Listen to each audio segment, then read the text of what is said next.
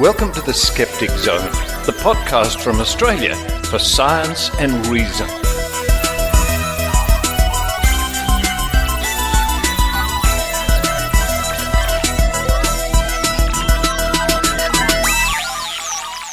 Yes, it's the Skeptic Zone podcast, episode number 663 for the 20th of June 2021. Richard Saunders coming to you from Sydney, Australia.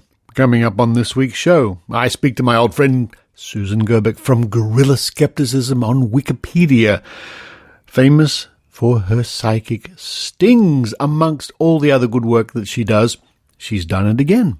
Another sting, another unsuspecting, caught unawares, couldn't see it coming, so-called psychic, falls prey to Susan's sting. Which one? What's the deal? How did it happen? Well, I'm not psychic. I'll have to listen along with you as I interview Susan Gerbic at the top of the show about Operation Onion Ring. Following that, it's news from Australian Skeptics via the Australian Skeptics newsletter. Then the Book of Tim with Tim Mendham, as Tim reads from those hallowed pages of the Skeptic magazine in the What Goes Around segment. Then to round off the show, we dive once more into Trove, the treasure trove of digitised newspapers and so on from Australia. This week we're looking at references to the flat earth. Now that never seems to go away. A little bit troubling here in Sydney, Australia. The Delta variation of coronavirus is out and about in the community. We've had some new restrictions just come in the last couple of days. People requested, no, they have been, practically ordered to wear masks on public transport. It is a requirement, although I was on public transport just yesterday in Sydney, and most of the people do comply, but there's still some people who somehow didn't get the memo. But I think that's the case around the world. But now it's time for me to run downstairs, and since it's winter here in Australia, I might have some mulled wine, or maybe Irish coffee at a barbecue. Sounds good to me. While I do all that, I hope you enjoy the Skeptic Zone.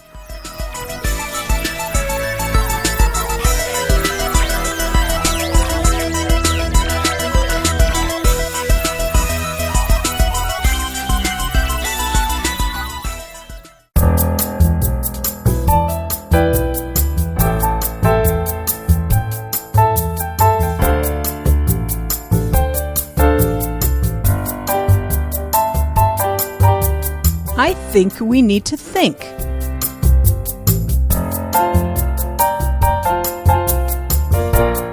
Here's Susan Gerbic.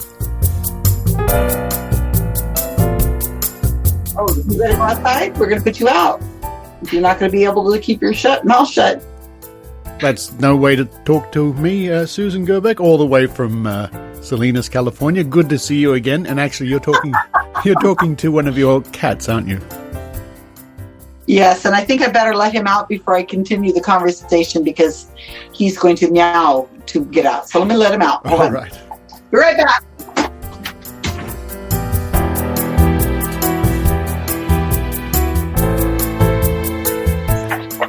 Oh, and now, Susan's come back. The cat is out of the bag. Well, the cat is out of the house, but really, Susan, the cat is out of the bag in another way of speaking. Now, Susan, It is. I'd like to think of you as the woman with the sting in her tail, and with a tail of a sting. Well, you have a tail of a sting. First of all, how is GSOW going at the moment? Guerrilla Skepticism on Wikipedia. Oh, I'm glad you asked that question, Richard. Just yesterday, our team hit 90 million Wikipedia page views, and 45% of the pages that we have written are not English pages, wow, which I'm very proud of. That's great. I mean, it's staggering. Every time you update us on the figures, it just grows. It's like it's almost exponential. It's quite a testament to the hard work by you and your worldwide team. But now let's talk about more recent issues. You're famous for operations, stings, and adventures, all revolving around food. food. I've always wondered about this. The latest operation, I mean, the worldwide, the police have just concluded, or in the process of concluding, Operation Ironside, which you might have heard about, which is a massive sting worldwide of criminals. It's a nice name for an operation, Operation Ironside. It's sort of very majestic and romantic, but you've called your latest operation Operation Onion Ring. Mark Edward came up with the name, and then we had to Google to make sure there was no other kind of Operation Onion Ring out there, and there isn't. But I think I could help the Australian police and the FBI come up with some better names. I think we need to smile more often, and Ironside is kind of boring. I mean, if they had Operation Musk Stick, I think that'd have been much more interesting, and people would smile when they heard it. The Australian Operation Tim Tam. Operation Tim Tam. I think that might be next. Look out, criminals everywhere. Now let's talk about Operation Onion Ring. A little bit of background. The focus of your operation is somebody I think we've discussed on the Skeptic Zone before. An alleged psychic, calls himself a psychic, by the name of Thomas John Flanagan, I think that is. Yes, that is him. He's known as Thomas John. Thomas John. And he has the moniker of the seatbelt psychic. Just briefly, why did that name come about? He had a TV show a few years ago, one season, with a reality show. He was supposedly some sort of rideshare driver. People would get in the back seat. He would drive them around, and then he would talk to their dead, and the show would edit it down to a few seconds or a few minutes and play it back, and it looked like he was really, really talking to their dead. And that was the name of the show. Right, and you did an investigation of that, and folks, I will link to that in this week's show notes, where you had a very close look at that whole operation, the alleged rideshare and the psychic encounters. Now, more recently, though, it's probably a bit more of a serious topic, what Operation Onion Ring is dealing with, because it involves children. Yes, it was really, really, really offensive. And we've known about this for about 6 months. He was going to be doing a spirit circle for 8 children with their guardian or their parent, ages 5 to 12. And we didn't want it to go forward. We tried everything that we could think of to get it canceled. We didn't want it to happen at all. I thought it was abusive. We thought it was harmful. You shouldn't be talking to the dead of children. That just doesn't seem right. Even if their parent is there, I didn't feel like it was a good idea. And people were sympathetic. They would see it and they'd say, absolutely, this has got to be canceled. But nobody had the power to cancel it. There was we couldn't shame him. We couldn't get, how are you going to get Zoom to cancel something like that? Right. We tried the pay method where he was receiving the funds. That didn't get us anywhere. We tried the media, like the mainstream media, couldn't get the attention of that. We wanted something outside of the skeptic community. And Stephen Novella, Dr. Stephen Novella from the Skeptic's Guide to the Universe, he wrote a scathing article about it. And Thomas John just responded saying he's crazy. Yeah. There's nothing wrong with speaking to children. That's basically what he said. So Zoom, all right. So it's not like you could approach a certain network, cable or one of the broadcast networks and say, look, this is not a really good idea. This was a Zoom phenomenon. Yeah, and that was part of the problem, because if it was happening in a certain location, a state or a city, then we could approach that state or that city, the media of that area, and see if we could get them to get it canceled. Or if it was happening in a venue, well, then maybe we could get that canceled. But Zoom, it wasn't working, and there was people from all over. Okay, so given that, so you decided that there was something had to be done, because I agree with you. It's outrageous to basically target children and maybe their vulnerable parents in this operation, this business venture that he's doing. Now, I don't want to give too much away, folks, because there is an extensive write-up Susan's done, which is posted online, and the link is in the show notes, and that's where we want you to go. But maybe, Susan, you can give us an overview of the events that that transpired, but we can leave it to our listeners to read the full account on the website. Right. I will say that we decided to finally go and attend because, as you said, we couldn't cancel it, so we wanted to see what was going to happen. And we managed to infiltrate. We managed to infiltrate and become part of the watching of the Zoom event with the 8 other sitters and their parents. And it's all, we were able to record it. Everything was recorded. So, we were able to look at everything in detail and transcribe it and watch it over and over again. So what I can say is that it was pretty bad. I was not happy as a mother myself, what the things he said to the children. Mm-hmm. It wasn't something blatantly, a lot of encouragement of their psychic gifts and that there are dead people around them. You could tell that almost all of these people, and they were all mothers, they were all women, every single one of them, were kind of taking their children to these events often. Right. Because they would say things like, in past readings we've had, and so on.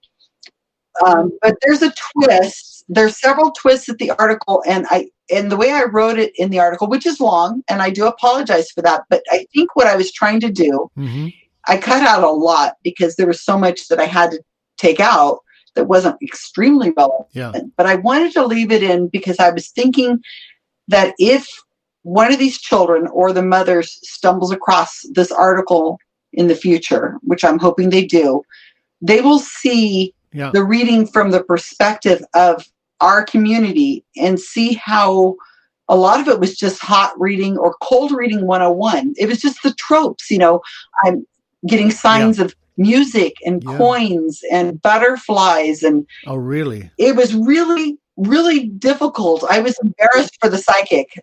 It was so bad. It was that obvious. It was that obvious at some points. And there was hot reading. But so what I do in the article is I sum up the 8 readings.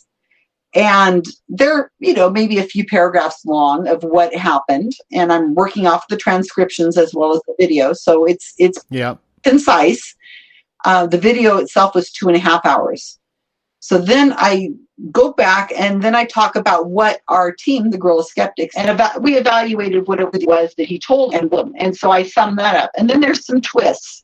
And I think that would be what is really going to be interesting to the Skeptic Zone audience. But to get to the twists and the final outcomes, I think you're going to have to go through and read it as if you were maybe open-minded to maybe you were one of the sitters. I think it's educational. Oh, it certainly is. It certainly is. It's a fascinating read because you start off with a little bit about Thomas John and the previous things like the rideshare. The article, folks, which I'll link to in the show notes, of course, and which we would like you to read, it's a fascinating read, is over at Skeptical Inquirer. And it's skepticalinquirer.org/exclusive/ operation-onion-ring-Thomas-John-and-the children. So it's much better if you just click the link, or you just can Google Operation Onion Ring and Skeptical Inquirer. Will certainly get you to that page.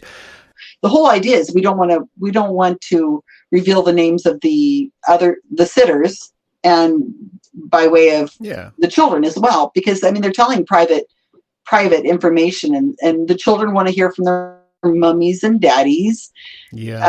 So these are grieving children. Yeah. Well, of course, you keep their privacy. You respect that. In the article itself, you do see artistic impressions of the screenshots. I can say that, but it really doesn't identify anybody. I was very wary. As a photographer, I am really interested in having something visual on these articles, and so I just did screenshots of the various points during the Zoom session, and then I blurred out the names on the Zoom screen, and I kind of blurred out some of the people's faces a little bit, and then put them through some software that made them look like pencil drawings. And I think you cannot recognize the people. I didn't blur out Thomas John, but for the most part, you will not be able to know who these people are. But I think it gives you the mood of what was happening. You can see them like wiping their eyes. You can see them looking bored. Yeah. Different things you can see in the drawings. They look like drawings. They do look like drawings, and of course it's not that important that we should know the names of everybody involved. That's not really that relevant to the main core of what you're trying to get at. Folks, again, I'll link to that in the show notes. Please read Susan's report about Operation Onion Ring. It's quite amazing. It's yet another feather in your cap, Susan. Let me see now. I think the next one should be Operation Canadian Maple Syrup, just to make our friend Adrian happy. I do want to say that this is the exclusive interview that I'm giving to Skeptic Zone first. Well, thank you very much. I'm sure the Skeptic Zone audience appreciate that. Susan, great to see you. Looking at you here through the wonders of the internet. I can't wait till this nonsense is over and I can come over and visit you in Salinas. I've had my first shot. I think about 9 weeks or 8 weeks away from my second shot, and after that, well, who knows? That's crazy. I'm fully vaccinated, and are most of my friends, and we're starting to travel and go see each other in America. We're not going anywhere else, obviously, but we are starting to have parties and game nights and go to magic shows, and it's really exciting. As bad as America has been, we are thrilled to be one of the first to be kind of done. That's great. I'm pleased to hear that, because here in Sydney we're pretty free and open to wander about and do everything. There's no real sense of much social distancing anymore, and masks aren't required in most situations. We know that can change quickly, but at the moment it's like that. Except we just can't go and visit Salinas. Well, the power of the internet has made it possible, and I sure have been busy this lockdown. Let me tell you, I've made very good use of my time. I agree. And congratulations. I think later on today you'll be celebrating 1 year of online weekly trivia.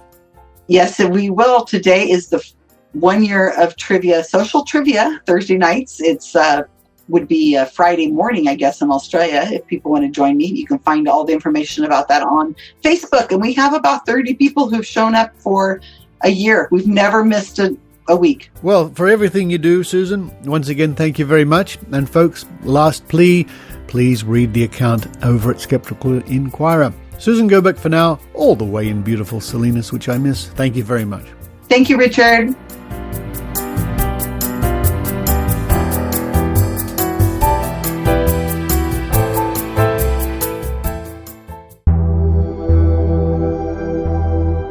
Hi there, I'm Abhijit, and I host the Rationable podcast on BeRationable.com. Every couple of weeks, I science the hell out of alternative medicines, health and nutrition fads, social media forwards, science news, and lots more.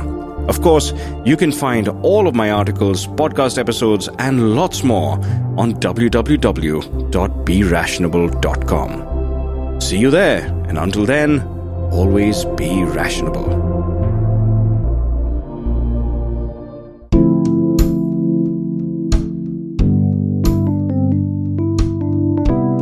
And now, a reading from the Book of Tim with Tim Mendham.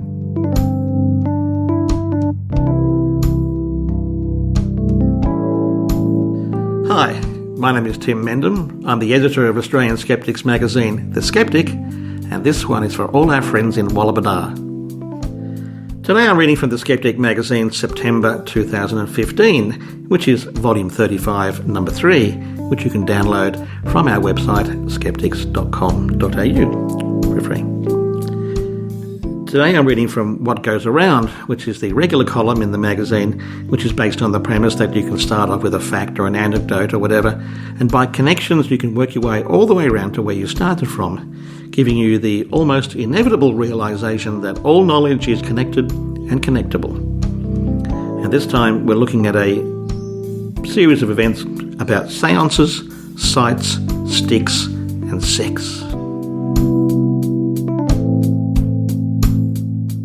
And we start off with the Ghost Club, which is a paranormal investigation and research organisation founded in London in 1862.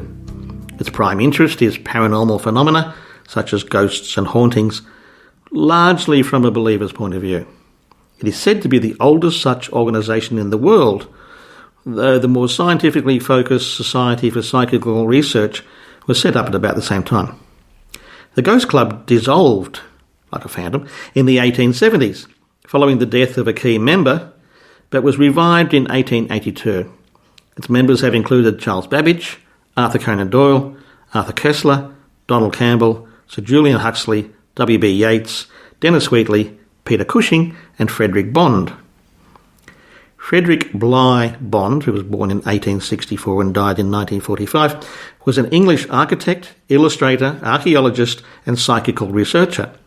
He joined the Ghost Club in 1925, as well as the Freemasons in 1889, the Theosophical Society in 1895, the Society for Psychical Research in 1902, and the Societas Rosicruciana in Anglia in 1909. That's the Rosicrucians. In 1908, the Church of England appointed him as Director of Excavations at Glastonbury Abbey. At the site, he rediscovered the nature and dimensions of a number of buildings that had occupied the site. He claimed to use spirit guides and psychic archaeology to find the ruins. Because of his obsession with spiritualism, he was dismissed from his Glastonbury position in 1921. Apparently the Church of England was not too keen on that. And Glastonbury itself, which if you've ever been there, is a place in England, has links with legend concerning Joseph of Arimathea and the Holy Grail, not to mention King Arthur.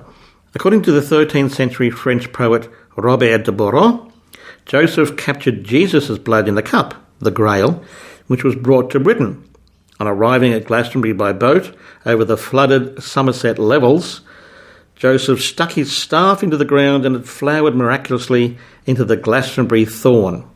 This is said to explain a hybrid Crataegus monongina, or hawthorn, tree that only grows within a few miles of Glastonbury and which flowers twice annually, once in spring and again around Christmas time, depending on the weather, though at various times it has been vandalised. The legend also says that as a child, Jesus had visited Glastonbury along with Joseph. The poet, painter and printmaker William Blake, 1757 to 1827, mentioned the legend in a poem that became the popular hymn Jerusalem, and the lines are, "And did those feet in ancient time walk upon England's mountains green, and was the holy Lamb of God on England's pleasant pastures seen?" Now, Blake had strong links to alternative Christian groups, including the Swedenborgian New Church. Especially in his younger years, he promoted open sexual relationships and an antipathy to marriage, which he once described as the marriage hearse. He's been cited as a forerunner of the free love movement of the later 19th century.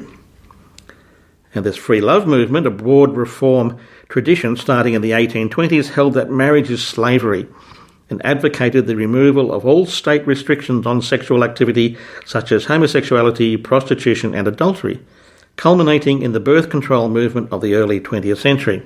A noted member of the movement was writer Wilkie Collins, 1824 to 1889, author of The Woman in White, 1859, and The Moonstone, 1868, and a contributor to Household Words.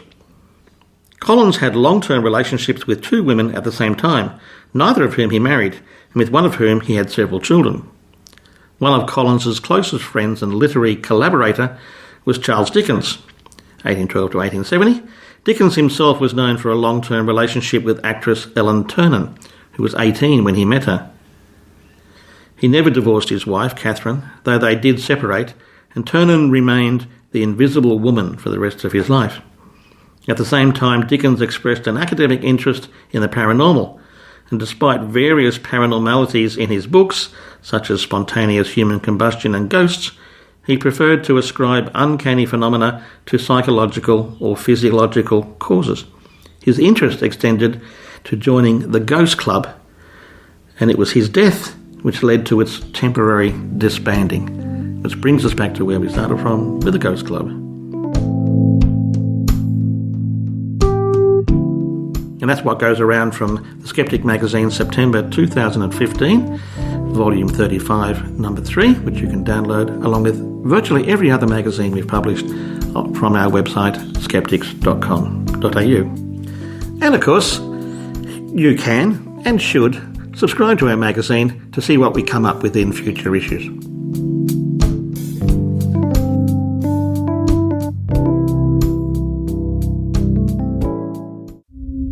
Somewhere between science and superstition, there is a podcast. Look, your daughter doesn't say she's a demon. She says she's the devil himself. That thing is not my daughter.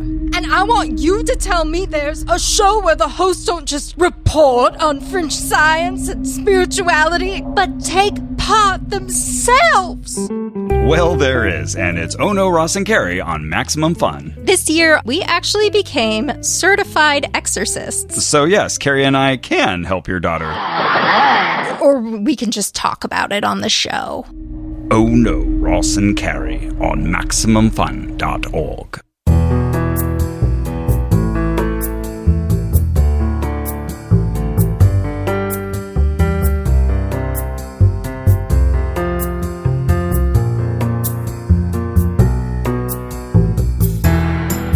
Now it's time once again to look at the Australian Skeptics newsletter.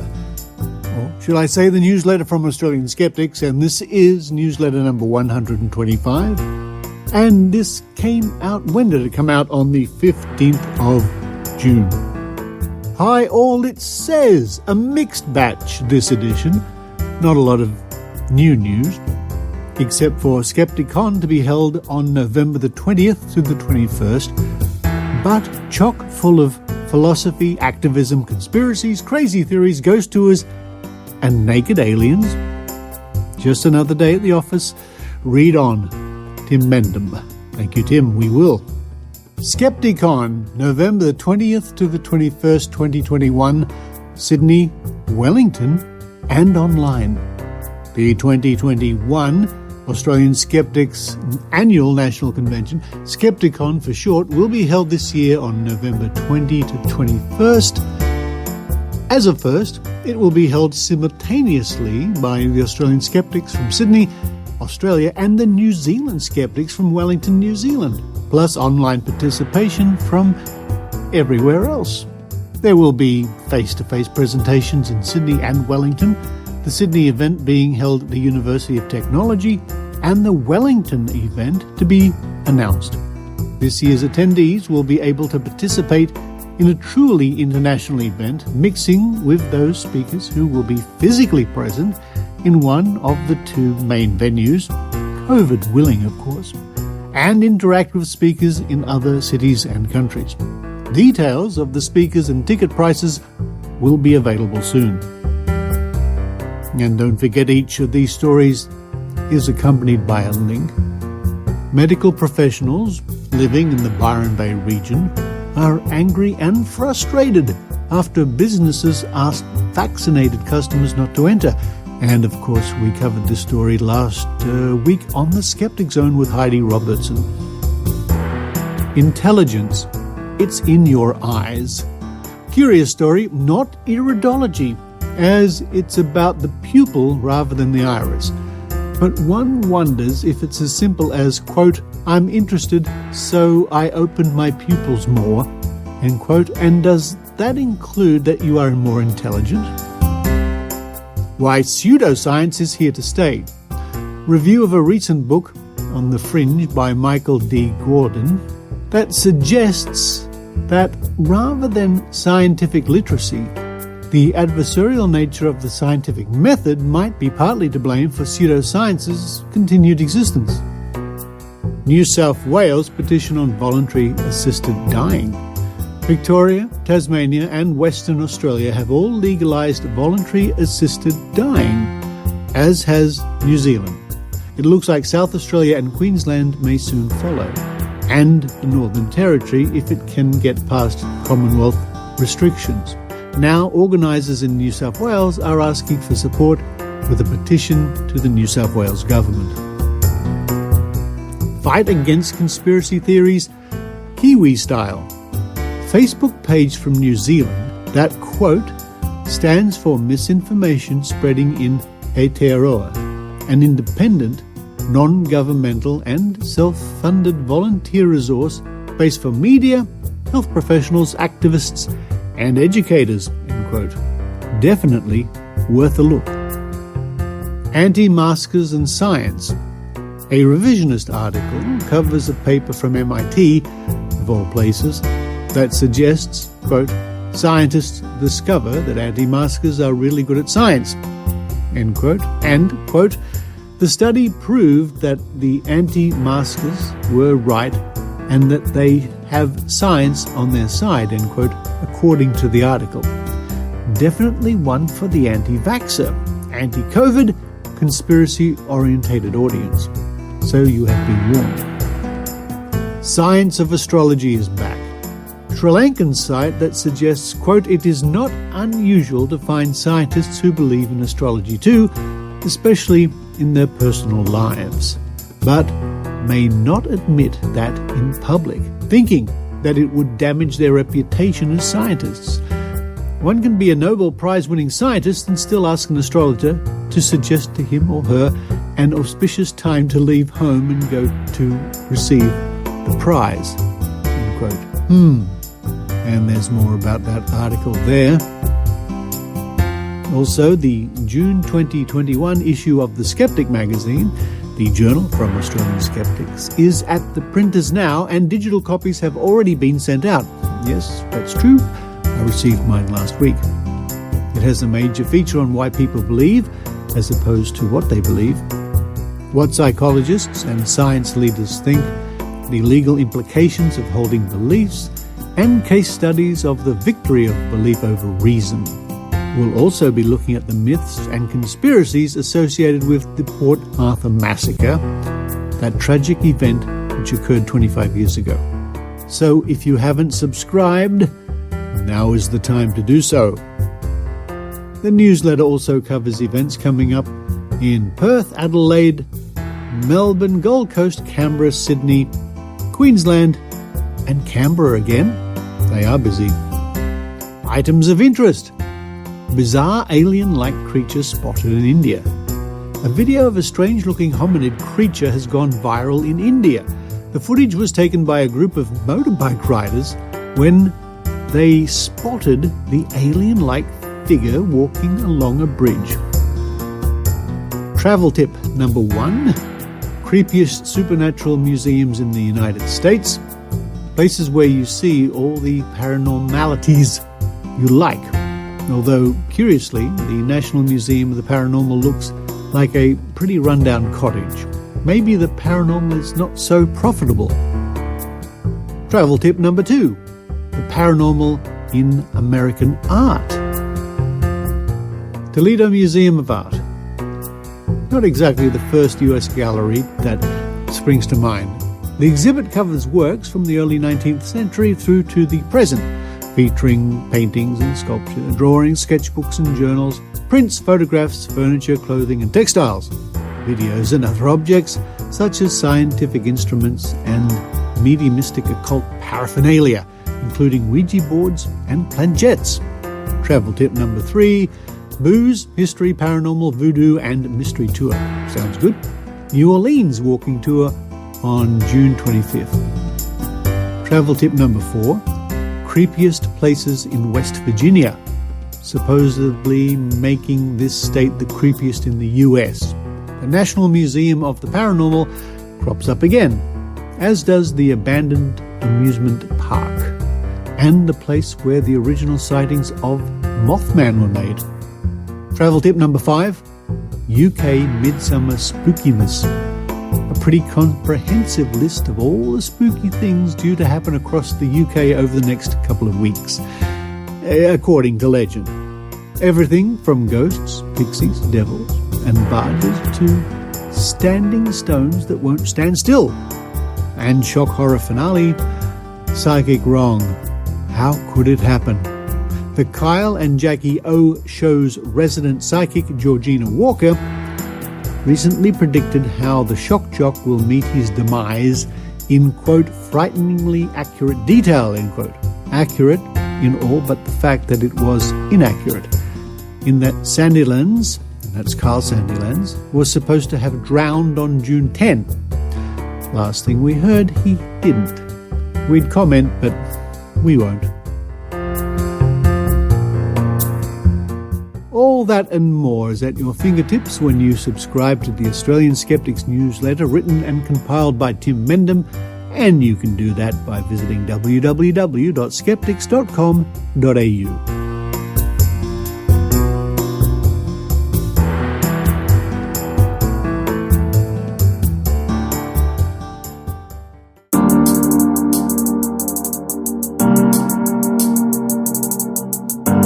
Hi, this is Rob Palmer.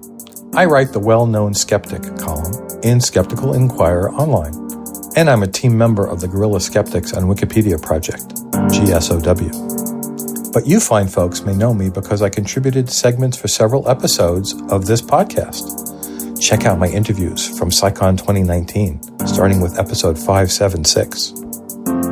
So here's a little known fact. All of my skeptical activism stems from discovering the Skeptic Zone. Yep, I first heard of the GSOW project right here back in 2012 due to Richard's selfless support of it and other skeptical activities around the world. I can honestly say I'd likely still be a skeptical couch potato if I hadn't discovered this podcast. So besides giving back to the Zone by contributing occasional segments, I contribute to the success of the show with ongoing monthly micropayments, and I'm asking you to consider doing the same. You can do that by following the Patreon or PayPal links at skepticzone.tv. Every donation supports the show, and Richard will really appreciate it.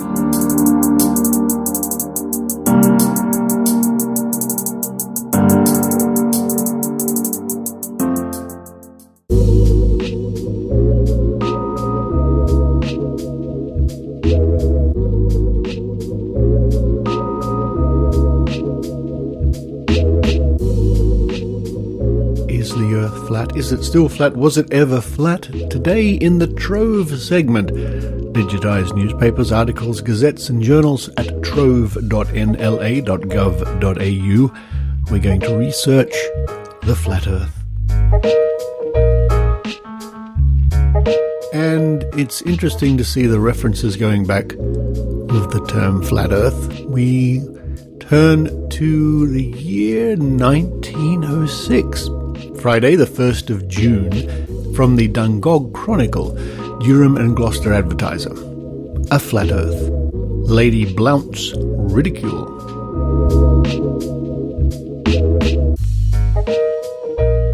That the Earth is flat, and that mankind and oceans are held in place by mighty mountains of ice, was the ingenious theory propounded by Lady Blount in Exeter Hall, London.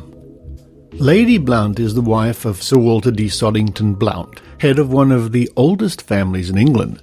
She is also the high priestess of the Septetics, or those who believe in a flat earth.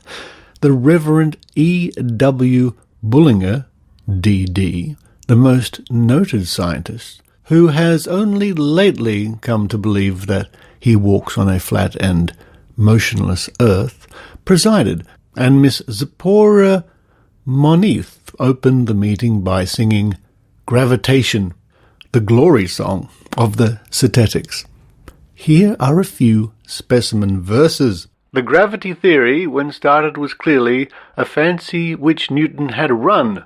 Imagine the motion, this world mostly ocean, once a cylinder shot out from the sun. Like solar radiation, inherent rotation sent the globe whirling round till full soon. Just picture the view, the sparks how they flew, and a beauty so bright made the moon. The globite avers it took millions of years for each to develop and cool, sir. But he who will try to give God the lie shall yet prove himself but a fool, sir.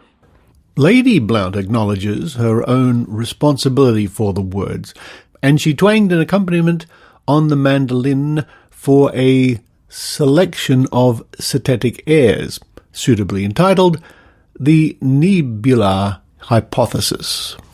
And a quick pause from me just to say Some of the words are a little unclear. It's a bit blurry, but we'll do our best. Niebler hypothesis. Newton was an ignoramus, the solar system a romance, and gravitation a delusion. Blandly explained Lady Blount. These ideas are based on the supposition of men, fallible men, mortal men. They are not Niebler hypothesis. Scientists tell us that because a ship at sea disappears from the eye, the Earth is a whirring globe. But statistics explain that phenomenon by the laws of perspective. Ships have sailed around the world, but only in an easterly and westerly direction. No ship has ever passed the doors and bars of ice at the so-called poles, which God has placed to keep the sea from running out. The supporters of the whirring globe theory say that the shadow of the Earth on the moon causes an eclipse. I say the eclipse is brought about by a periodic innate condition within the moon. We are told that at the so-called antipodes, people hang with their heads downwards. If the people of the antipodes do hang heads downwards, then why don't they do it when they come to London? Asked Lady Blount triumphantly, and she asserted in conclusion that the world was a vast outstretched plain, and not a giddy ball. That must have been some meeting way back in 1906. Well, let's skip forward to the year 1951, the 11th of January, in the Denmark Post, which is in Western Australia. And according to this, it appears the Denmark Post was in publication from 1949 to 1954. Flat Earth. There are countless people who sincerely believe that the Earth is flat. They are most numerous and vocal in America. In England, there are fewer who declare their belief, although there is an Act of Parliament that backs up Flat Earth brethren. Some of the English engineering firms who were invited to tender for the construction of the Suez Canal declined because they thought it would be impossible to hold up huge sandbanks on the Earth's curved surface. De Lesseps, the French engineer who finally did the job, assumed that the Earth was flat and conducted the canal accordingly. In consequence of this, an Act of Parliament was passed, the Railways, Powers and Construction Amendment Act 1870, and has not since been repealed, forbidding any engineer inviting to tender for the construction of railways and canals to make any allowance for the curvature of the Earth's surface. Now let's go to the year 1935. The 15th of June, the Geraldton Guardian and Express from Western Australia. A flat Earth. Inventor's strange theory.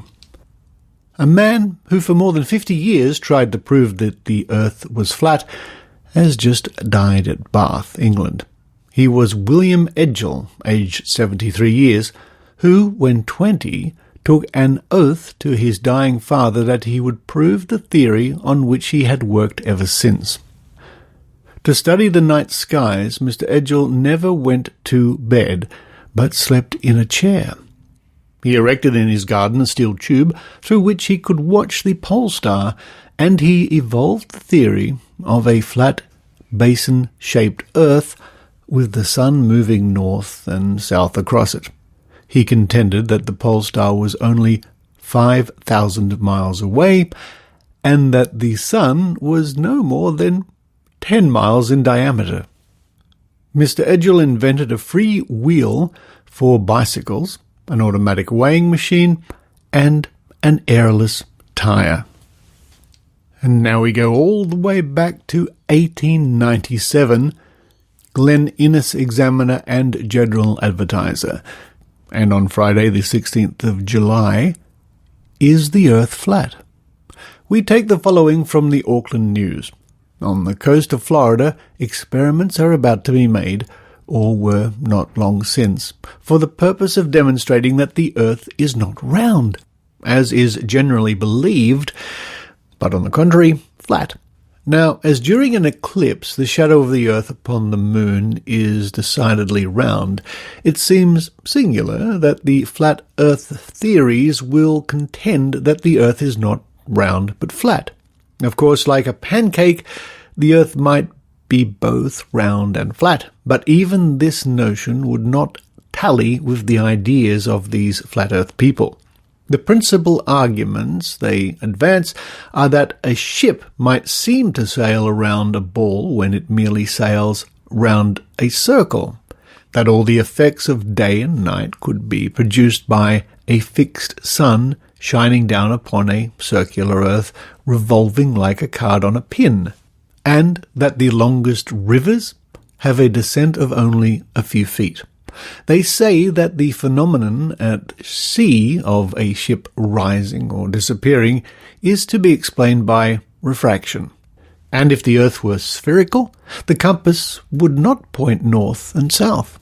These theorists assert that Sir Isaac Newton was crazy and that Galileo and Columbus mistaken.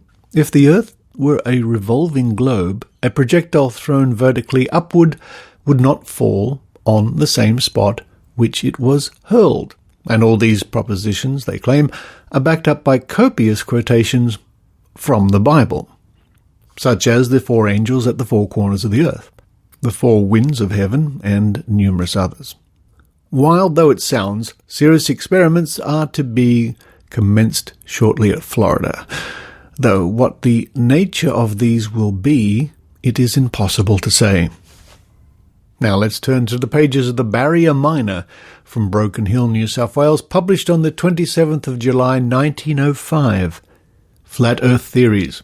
Speaking recently in London at Exeter Hall on Is Water Level or Convex, Dr. De Evans, Vice President of the Universal Synthetic Society, said that if we lived on a globe 25,000 miles in circumference, the declivity of the first mile would be 7.8, which every man knew was not a fact. If there was a curvature in the Suez Canal, then the Red Sea end of it would be 1 mile, 270 feet, below that of the Port Said end, which was manifestly impossible. On the other hand, the Earth, as seen from a balloon, was shaped like a saucer. Lady Blount occupied the chair, and the proceedings were opened by a prayer that the Almighty would open the eyes of men to the truth which the Synthetic Society was trying to teach. Now, jumping around history again, we end up in the year 1939, the 27th of July, Goulburn Evening Penny Post, a flat Earth. We received recently from America an appeal for support for the, quote, American Society of Flat Earth Believers, end quote. We will admit, as the Americans would say, this is a new one on us. We are not altogether surprised, for it is amazing how many societies there are which can live upon the credulity of the human being, judging him in the mass.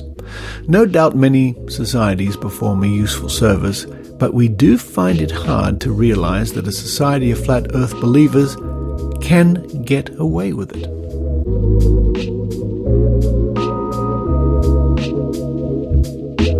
And so there we are, just a few of the hundreds of references in the Trove archives to flat earth. And it's quite astounding to think that in this day and age, the percentage of people who sincerely believe in the flat earth, or at least go along with it to some degree, is higher than it was a century ago. Or maybe that's just an effect of us being able to see quite easily and clearly the number of people who go along with this idea.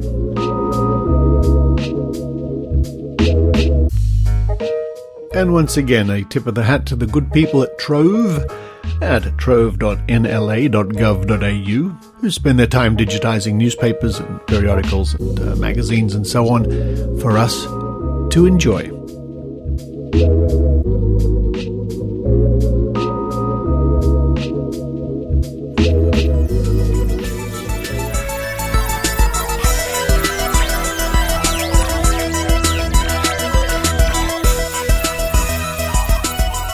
Thank you for listening to the Skeptic Zone, and thank you to those people who've just come on board via Patreon or PayPal at skepticzone.tv if you enjoy the show every week. If it means you get an hour's worth of entertainment, education, something to listen to while you're doing your daily walk, your daily jog, your drive in the car, sitting on the bus, on the train, on the bike, on the couch, or whatever you're doing, then I appreciate everybody who contributes back to the show. As my friend Brian Dunning at Skeptoid says, it's a two-way street. And speaking of my friend Brian Dunning, he recently sent photographs of his visit to Death Valley in California, where the temperature was in Celsius, what did he post, 52 degrees? 52? What the actual hell? What, 52? It's unimaginable. And he went walking in it. Well, that's Brian for you. Now, I've been to Las Vegas when it's been in the, I guess it would have been 45, 43, 45 degrees with a hot wind, and that was like being in an oven. I can't imagine what 52 degrees is like. Coming up on next week's show, things. It's a bit of a mystery because I haven't recorded it yet. We'll discover that together next week. But for this week, this is Richard Saunders signing off from Sydney, Australia. You've been listening to the Skeptic Zone podcast. Please visit our website at www.skepticzone.tv for show notes, contacts, and to access the back catalogue of episodes going back to 2008. You can follow the Skeptic Zone podcast on Twitter at Skeptic Zone, visit our Facebook page, or leave a review on iTunes. You can also support the Skeptic Zone via Patreon or PayPal. The Skeptic Zone podcast is an independent production. The views and opinions expressed on the Skeptic Zone are not necessarily those of Australian Skeptics or any other skeptical organisation.